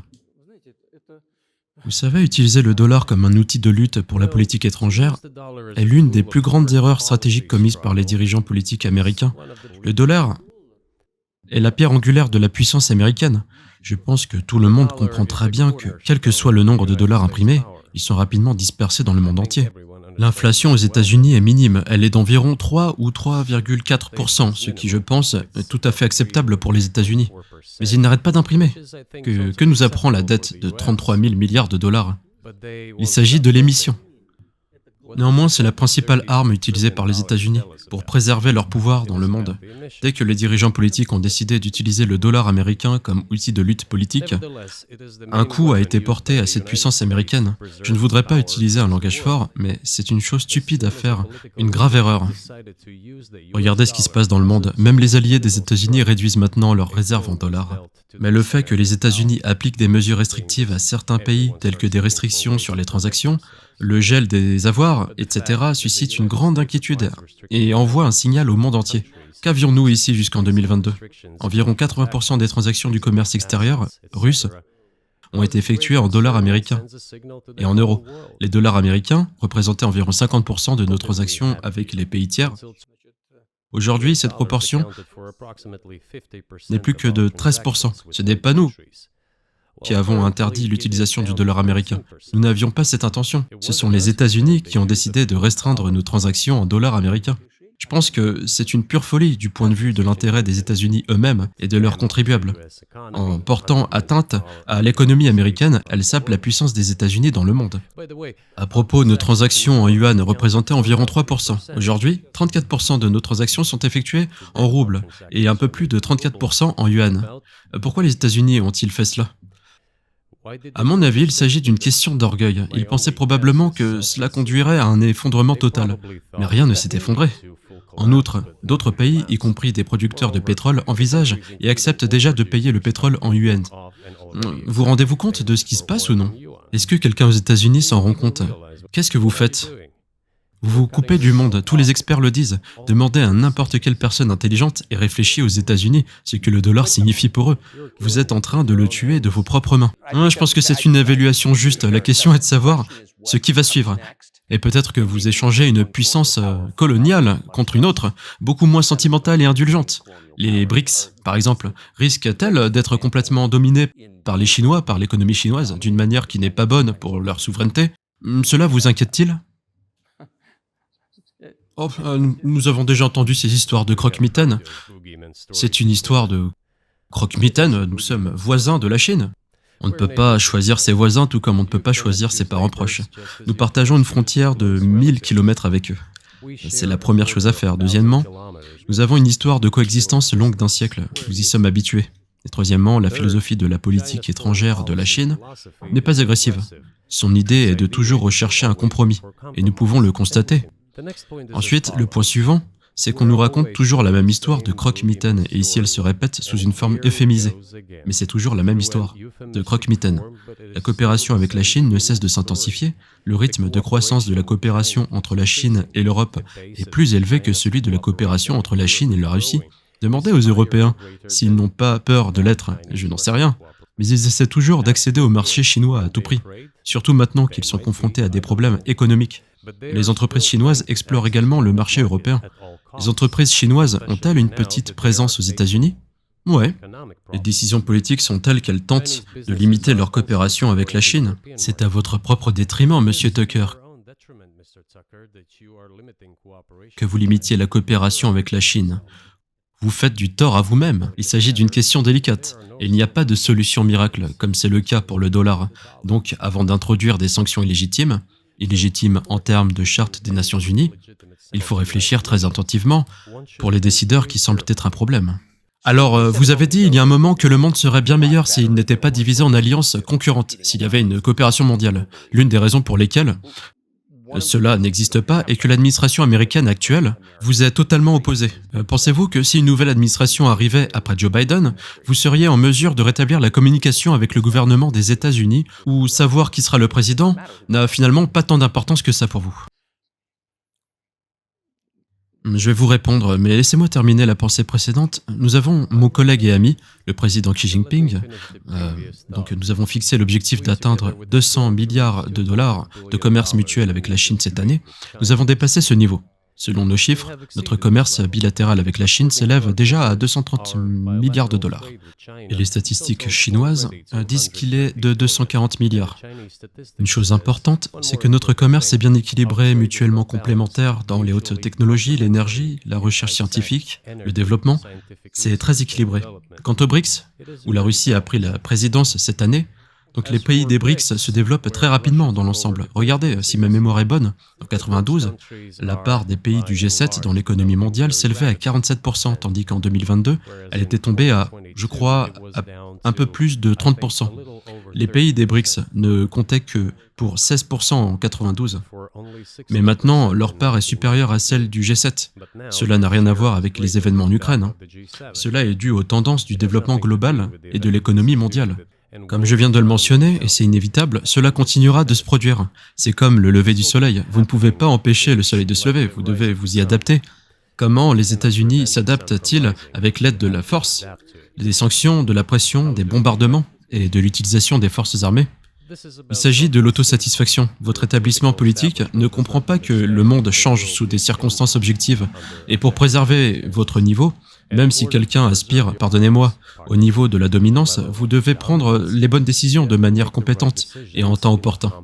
De telles actions brutales, y compris à l'égard de la Russie et disons d'autres pays, sont contre-productives. C'est un fait évident. Cela est déjà devenu évident. Vous venez de me demander si un autre dirigeant arrivant changera quelque chose. Ce n'est pas une question de dirigeant, ce n'est pas une question de la personnalité d'une personne en particulier. J'avais de très bonnes relations avec, disons, Bush. Je sais qu'aux États-Unis, il était dépeint comme une sorte de garçon de campagne qui ne comprend pas grand-chose. Je vous assure que ce n'est pas le cas, même si je pense qu'il a fait beaucoup d'erreurs en ce qui concerne la Russie aussi. Je vous ai parlé de 2008 et de la décision à Bucarest d'ouvrir les portes de l'OTAN à l'Ukraine, et ainsi de suite. Cela s'est passé pendant sa présidence. Il a effectivement exercé une pression sur les Européens, mais en général, sur un plan personnel humain, j'avais de très bonnes relations avec lui, il n'était pas pire qu'un autre politicien américain, russe ou européen. Je vous rassure, il comprenait ce qu'il faisait aussi bien que les autres. J'avais une telle relation personnelle avec Trump également. Il ne s'agit pas de la personnalité du dirigeant, il s'agit de la mentalité de l'élite. Si l'idée de domination à tout prix basée également sur des actions forcées domine la société américaine, rien ne changera. Cela ne fera qu'empirer. Mais si, à la fin, on prend conscience que le monde change en raison des circonstances objectives et qu'il faut être capable de s'y adapter en temps en utilisant les avantages que les États-Unis ont encore aujourd'hui, alors peut-être que quelque chose pourra changer. Regardez l'économie de la Chine, qui est devenue la première économie du monde en termes de parité du pouvoir d'achat, en termes de volume. Elle a dépassé les États-Unis il y a longtemps. Les États-Unis arrivent en deuxième position, puis l'Inde, 1,5 milliard de personnes, et ensuite le Japon, avec la Russie à la 5e place. La Russie a été la première économie d'Europe l'année dernière, malgré toutes les sanctions et restrictions. Est-ce normal de votre point de vue? Les sanctions, les restrictions, l'impossibilité de paiement en dollars, être coupé des services SWIFT, des sanctions contre nos navires transportant du pétrole, des sanctions contre les avions, des sanctions dans tout et partout. Le plus grand nombre de sanctions dans le monde qui sont appliquées contre la Russie. Et nous sommes devenus la première économie d'Europe pendant ce temps. Les outils que les États-Unis utilisent ne fonctionnent pas bien. Il faut réfléchir à quoi faire. Si cette prise de conscience arrive aux élites dirigeantes, alors oui, alors la première personne de l'État agira en anticipation de ce que les électeurs et les personnes qui comprennent des décisions à divers niveaux attendent de cette personne. Alors peut-être que quelque chose changera. Vous décrivez deux systèmes différents, vous dites que le leader agit dans l'intérêt des électeurs, mais vous dites aussi que ces décisions ne sont pas prises par le leader, elles sont prises par les classes dirigeantes. Vous avez dirigé ce pays si longtemps, vous avez connu tous ces présidents américains. Quels sont, selon vous, ces centres de pouvoir aux États-Unis qui prennent réellement les décisions? Je sais pas, l'Amérique est un pays complexe, conservateur d'un côté, en rapide évolution de l'autre. C'est pas facile pour nous de tout démêler. Qui prend les décisions lors des élections? Est-il possible de tout comprendre? Quand chaque État a sa propre législation, chaque État se régule lui-même. Quelqu'un peut être exclu des élections au niveau de l'État. C'est un système électoral à deux étages. Il est très difficile pour nous de comprendre tout ça. Certes, il y a deux partis qui dominent, les républicains et les démocrates. Et au-delà de ce système de partis, ceux qui prennent des décisions, qui préparent les décisions. Et puis regardez pourquoi, à mon avis, après l'effondrement de l'Union soviétique, une politique d'erreur brute, totalement injustifiée, de pression a été poursuivie contre la Russie. Après tout, c'est une politique de pression, l'expansion de l'OTAN, le soutien aux séparatistes dans le Caucase, la création d'un système de défense antimissile, ce sont tous des éléments de pression, pression, pression, pression. Puis entraîner l'Ukraine dans l'OTAN, voilà, c'est tout à propos de pression, pression, pression. Pourquoi? Je crois, entre autres, que comme des capacités de production excessives ont été créées pendant l'affrontement avec l'Union soviétique, de nombreux centres ont été créés ainsi que des spécialistes sur l'Union soviétique qui ne pouvaient rien faire d'autre. Cela a convaincu le leadership politique qu'il est nécessaire de continuer à tailler la Russie pour essayer de la briser, de créer sur ce territoire plusieurs entités quasi-étatiques et de les soumettre de manière indécomposée pour utiliser leur potentiel combiné pour la future lutte avec la Chine. C'est une erreur, y compris le potentiel excessif de ceux qui ont travaillé pour l'affrontement avec l'Union soviétique. Il est nécessaire de se débarrasser de cela. Il devrait y avoir de nouvelles forces fraîches, des personnes qui regardent vers l'avenir et comprennent ce qui se passe dans le monde. Regardez comment l'Indonésie se développe, 600 millions de personnes. Où pouvons-nous échapper à cela? Nulle part. Nous devons simplement supposer que l'Indonésie entrera. Elle est déjà dans le club des économies mondiales leaders, que cela plaise ou non. Ouais, nous comprenons et sommes conscients qu'aux États-Unis, malgré tous les problèmes économiques, la situation est encore normale.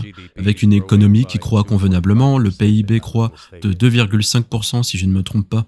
Mais si nous voulons assurer l'avenir, alors nous devons changer notre approche de ce qui se transforme. Comme je l'ai déjà dit, le monde changerait néanmoins indépendamment de la manière dont se terminent les développements en Ukraine. Le monde change et les États-Unis eux-mêmes, les experts écrivent que les États-Unis changent néanmoins progressivement leur position dans le monde. Ce sont vos experts qui écrivent cela, je le lis, tout simplement. La seule question est comment cela se produirait. Douloureusement et rapidement, ou doucement et progressivement. Et cela est écrit par des gens qui ne sont pas anti-américains. Ils suivent simplement les tendances de développement mondial. C'est tout. Et pour les évaluer et changer les politiques, nous avons besoin de personnes qui pensent, regardent vers l'avant, peuvent analyser et recommander certaines décisions au niveau des leaders politiques. Ouais, je dois vous demander, vous avez clairement dit que l'expansion de l'OTAN vers l'Est est une violation de la promesse qui vous a été faite en 1990. C'est une menace pour votre pays, n'est-ce pas? Avant que vous n'envoyiez des troupes en Ukraine, le vice-président des États-Unis est allé à la conférence de sécurité de Munich et a encouragé le président de l'Ukraine à rejoindre l'OTAN. Pensez-vous que c'était un effort pour vous provoquer en action militaire? Je répète une fois de plus, nous avons proposé à plusieurs reprises, de chercher une solution au problème survenu en Ukraine après 2014 par des moyens pacifiques.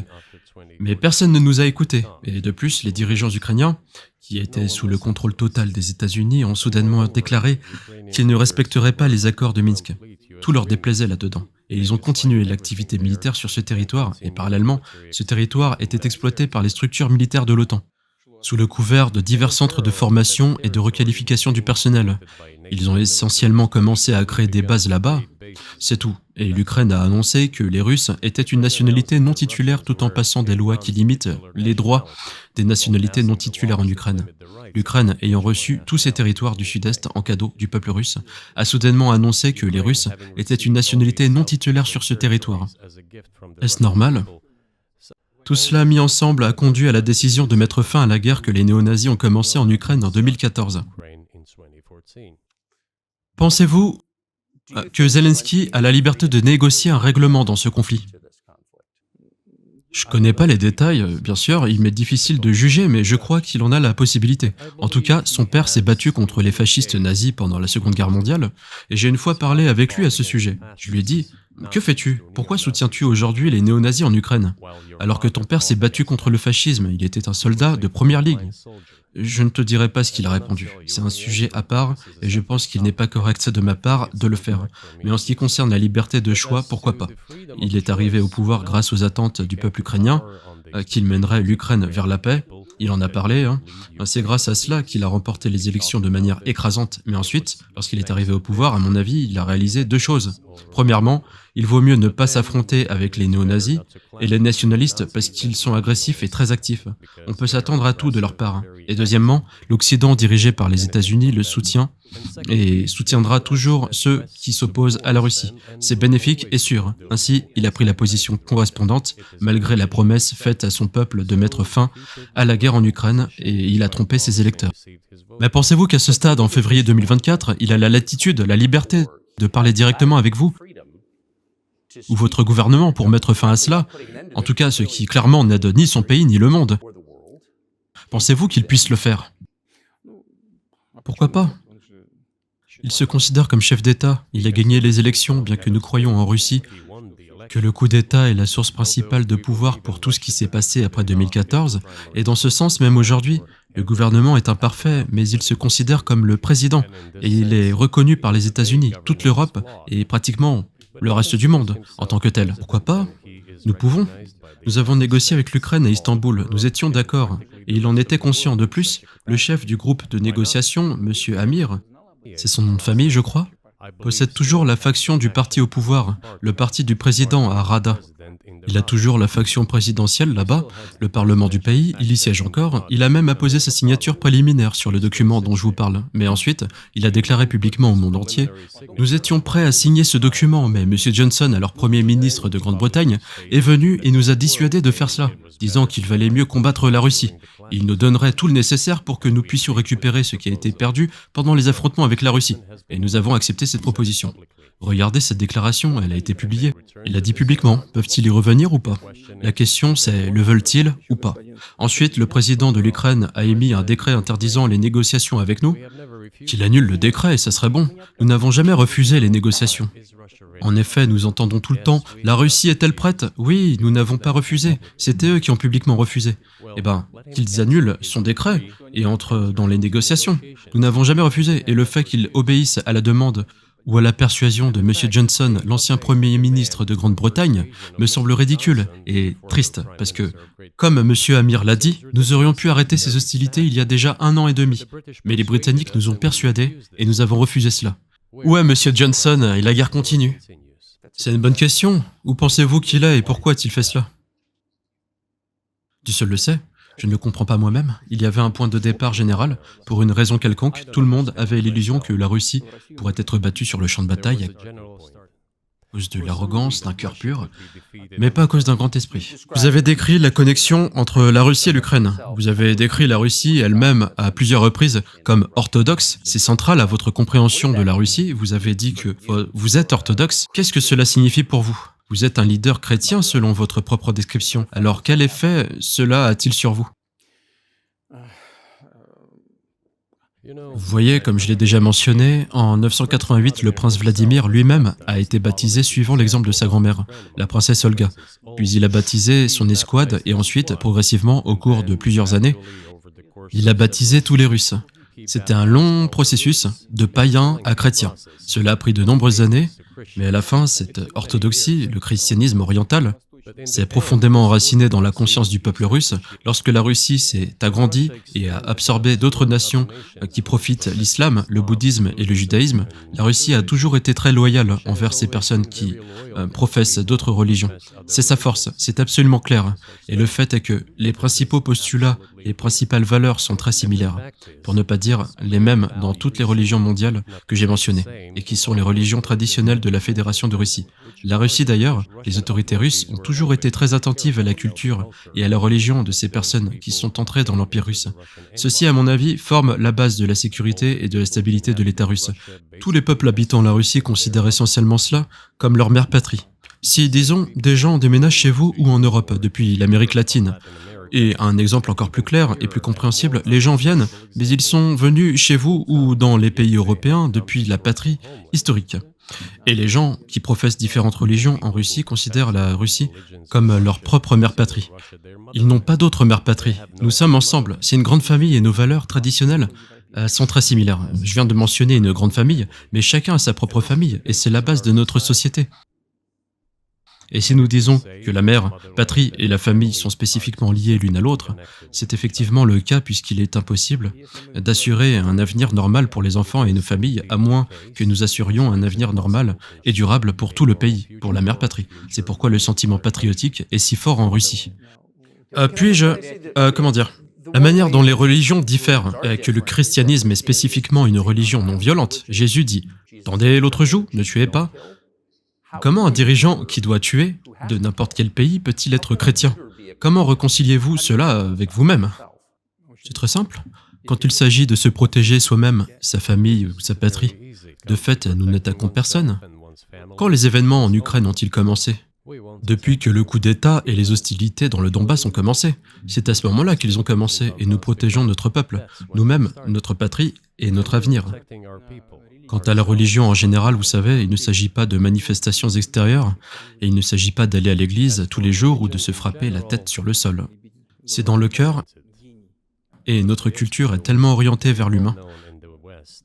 Dostoïevski, qui était très bien connu en Occident, et le génie de la culture russe, de la littérature russe, a beaucoup parlé de cela, de l'âme russe. Après tout, la société occidentale est plus pragmatique. Le peuple russe pense plus à l'éternel, aux valeurs morales.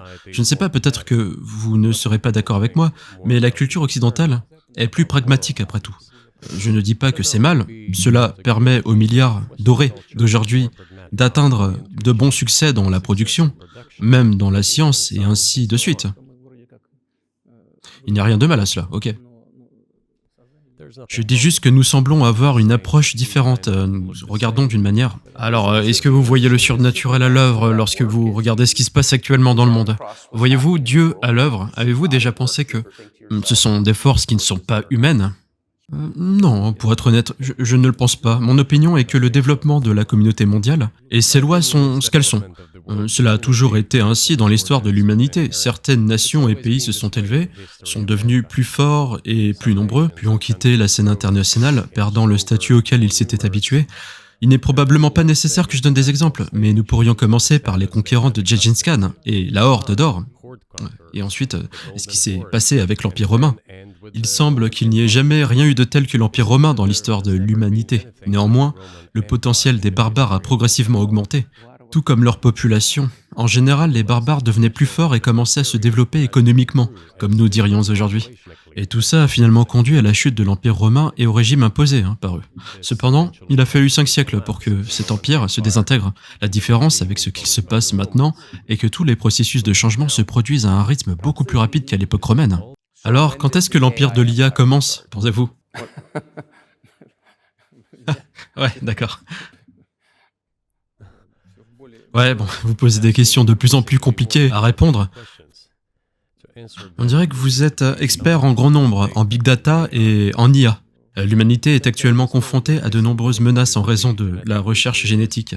Il est maintenant possible de créer un surhomme, un être humain spécialisé, un athlète génétiquement modifié, un scientifique, un militaire, peu importe. Il y a des rapports comme quoi Elon Musk a déjà implanté une puce dans le cerveau humain aux États-Unis. Et du coup, qu'en pensez-vous?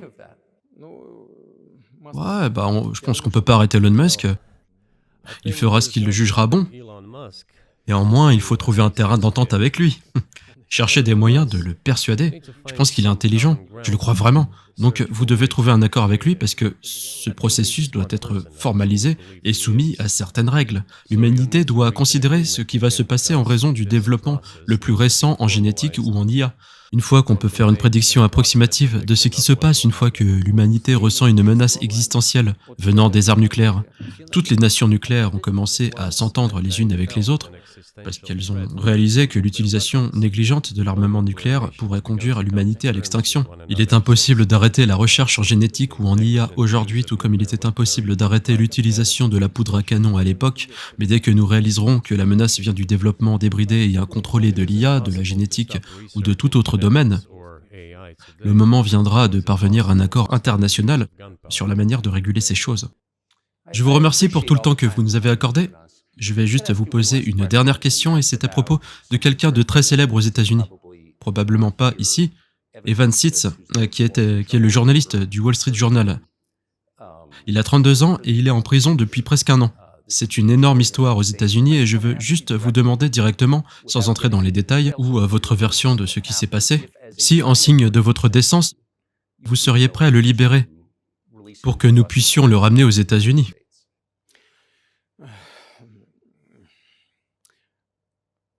Nous avons fait tellement de gestes de bonne volonté par décence que je pense que nous n'en avons plus.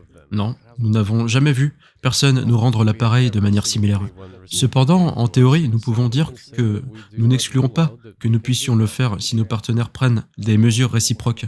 Quand je parle de partenaires, je fais d'abord référence aux services spéciaux. Les services secrets spéciaux sont en contact les uns avec les autres. Ils parlent de la question en question. Il n'y a pas de tabou pour régler cette question, nous sommes prêts à la résoudre, mais il y a certaines conditions discutées via les canaux des services spéciaux, je crois qu'un accord peut être atteint. Alors typiquement, je veux dire que cela se produit depuis des siècles évidemment. Un pays capture un espion dans un autre pays, à l'intérieur de ses frontières, il l'échange contre un de ses propres gars du renseignement dans un autre pays. Je pense que c'est ce qui amène, et ce n'est pas mes affaires, mais c'est ce qui amène à cette différence, c'est que le gars n'est évidemment pas un espion. C'est un gamin et peut-être qu'il enfreignait votre loi d'une certaine manière. Mais ce n'est pas un super espion et tout le monde le sait. Il est devenu un otage en échange. Ce qui est vrai, avec respect. C'est vrai et tout le monde le sait. Donc peut-être qu'il est dans une catégorie différente. Peut-être qu'il n'est pas juste de demander, vous savez, quelqu'un d'autre en échange pour le laisser sortir. Peut-être que cela dégrade la Russie de faire cela. Vous savez, vous pouvez donner différentes interprétations de ce en quoi consiste d'être un espion, mais il y a certaines choses prévues par la loi. Si une personne obtient des informations secrètes et le fait de manière conspiratrice, alors cela est qualifié d'espionnage. Et c'est exactement ce qu'il faisait. Il recevait des informations classifiées et confidentielles, et il le faisait secrètement. Peut-être l'a-t-il fait par négligence ou de sa propre initiative, considérant le simple fait que cela est qualifié d'espionnage. Le fait a été prouvé car il a été pris en flagrant délit lorsqu'il recevait ces informations. S'il s'agissait d'une excuse tirée par les cheveux ou d'une fabrication de quelque chose de non prouvé, cela aurait été une autre histoire, mais il a été pris en flagrant délit lorsqu'il obtenait secrètement des informations confidentielles. Qu'est-ce que c'est alors? Mais suggérez-vous qu'il travaillait pour le gouvernement américain ou l'OTAN? Ou était-il juste un journaliste qui a reçu du matériel qu'il n'était pas censé avoir? Ces choses semblent très différentes. Je sais pas pour qui il travaillait, mais je tiens à réitérer que l'obtention d'informations classifiées en secret est appelée espionnage. Il travaillait pour les services spéciaux américains. D'autres agences, je ne pense pas qu'il travaillait pour Monaco, puisque Monaco est difficilement intéressé à obtenir ces informations. C'est aux services spéciaux de parvenir à un accord. Un travail préparatoire a été posé. Il y a des gens qui, à notre avis, ne sont pas liés aux services spéciaux. Laissez-moi vous raconter une histoire sur une personne purgeant une peine dans un pays allié des États-Unis. La personne, par sentiment patriotique, a éliminé un bandit dans une des capitales européennes pendant les événements dans le Caucase. Savez-vous ce qu'il faisait? Je veux pas, mais bon, je le ferai. Quand même, il posait nos soldats pris en otage sur une route, puis passait sa voiture sur leur tête. Quel genre de personne est-ce? Peut-il même être appelé humain? Mais bon, il y avait un patriote qui l'a éliminé dans une de ces capitales européennes. Qu'il l'ait fait de son propre gré ou non, c'est une question différente. Ouais, mais alors pour ça, c'est complètement différent. Et quant à Evan, enfin, je veux dire, là, c'est un journaliste de 32 ans, alors bon, ce n'est pas qu'un journaliste, je réitère. C'est un journaliste qui obtenait secrètement des informations confidentielles. Oui, c'est totalement différent, mais encore une fois, je parle d'autres personnes qui sont essentiellement contrôlées par les autorités américaines ou qu'elles purgent la peine. Un dialogue continu entre les services spéciaux. Cela doit être résolu de manière calme, responsable et professionnelle. Ils restent en contact, alors laissons-les faire leur travail. Je n'exclus pas que la personne à laquelle vous faites référence, Monsieur Kouchkanovitz, puisse retourner dans sa patrie. En fin de compte, cela n'a aucun sens de le garder en prison. En Russie, nous voulons que les services spéciaux américains réfléchissent à la manière dont ils peuvent contribuer à atteindre les objectifs que nos services spéciaux poursuivent. Nous sommes prêts à parler. De plus, les discussions sont en cours, et il y a eu de nombreux exemples réussis de ces discussions couronnées de succès. Probablement que cela sera également couronné de succès, mais nous devons parvenir à un accord. J'espère que vous le laisserez sortir. Merci, Monsieur le Président. Ouais, je veux aussi qu'il retourne enfin dans sa patrie. Allez, je suis absolument sincère, hein, mais laissez-moi dire encore une fois, le dialogue continue. Plus nous rendrons public des choses de cette nature, plus il devient difficile de les résoudre. Tout doit être fait de manière calme. Je me demande si c'est vrai aussi pour la guerre.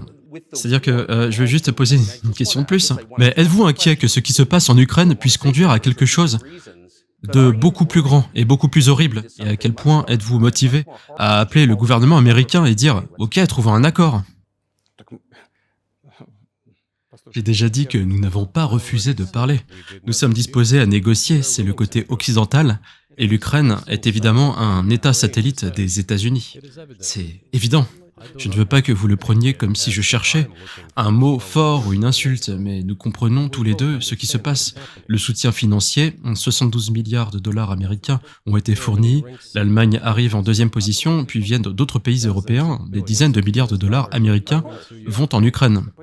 Il y a un énorme afflux d'armes dans ce cas. Vous devriez dire à l'actuelle direction ukrainienne d'arrêter et de venir à la table de négociation annuler ce décret absurde. Nous n'avons pas refusé. Soit, vous l'avez dit, et je ne pensais pas que vous disiez ça comme une insulte, parce que vous l'avez déjà dit très correctement. Il a été rapporté que l'Ukraine a été empêchée de négocier un règlement de paix par l'ancien Premier ministre britannique agissant au nom de l'administration Biden. Donc, bien sûr, c'est un satellite, les grands pays contrôlent les petits pays, c'était pas nouveau. Et c'est pourquoi j'ai demandé de traiter directement avec l'administration Biden qui prend ces décisions, pas le président Zelensky de l'Ukraine. Eh ben, si l'administration Zelensky en Ukraine a refusé de négocier, je suppose qu'elle l'a fait sous instruction de Washington. Si Washington pense que c'est la mauvaise décision, qu'il abandonne, qu'il trouve une excuse délicate pour que personne ne soit insulté, qu'il trouve une sortie. Ce n'était pas nous qui avons pris cette décision, c'était eux. Alors qu'ils reviennent dessus, c'est tout.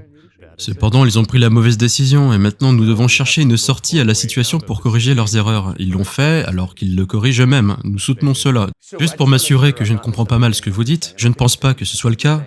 Alors je pense que vous dites que vous voulez un règlement négocié de ce qui se passe en Ukraine. Ouais, et nous l'avons fait. Nous avons préparé un énorme document à Istanbul qui a été initialisé par le chef de la délégation ukrainienne. Il a apposé sa signature sur certaines des dispositions, pas sur tout. Il a apposé sa signature et puis lui-même a dit que nous étions prêts à le signer et la guerre aurait pris fin il y a longtemps. Il y a 18 mois. Cependant, le Premier ministre Johnson est venu, nous a dissuadés et nous avons manqué une chance. Eh ben, voilà, vous l'avez manqué, vous avez fait une erreur. Qu'il revienne à cela. C'est tout. Pourquoi devons-nous nous embêter et corriger les erreurs de quelqu'un d'autre? Je sais qu'on peut dire que c'est notre erreur. C'était nous qui avons intensifié la situation et décidé de mettre fin à la guerre. Cela a commencé en 2014, dans le Donbass, comme je le disais, par les armes. Laissez-moi revenir un peu plus loin dans l'histoire.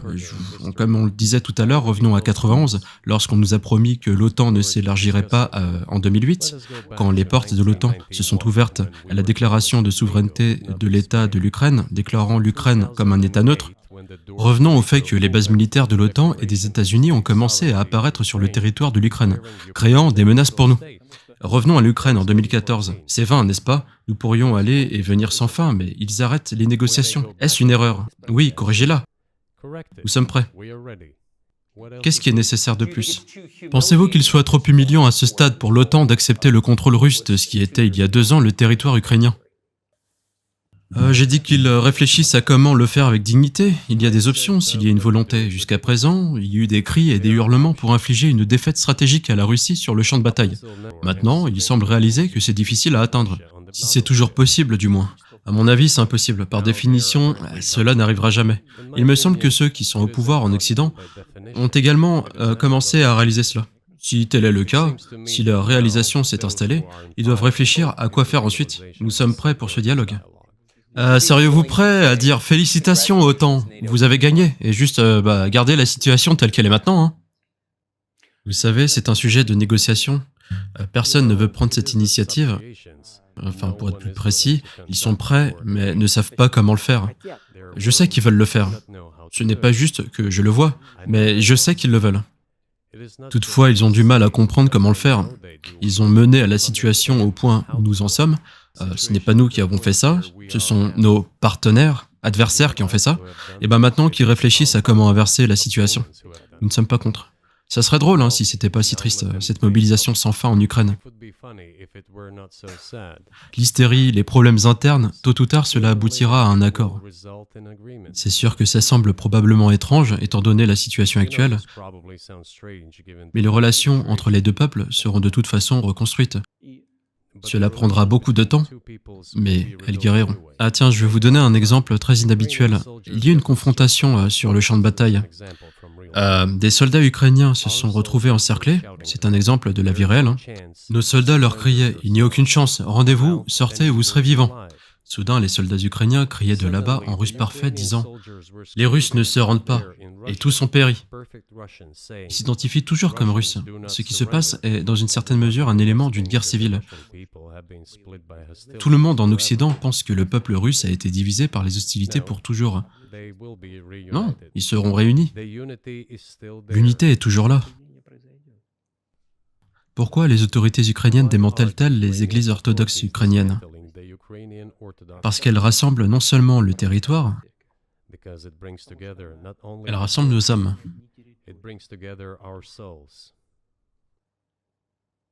Personne ne pourra séparer l'âme.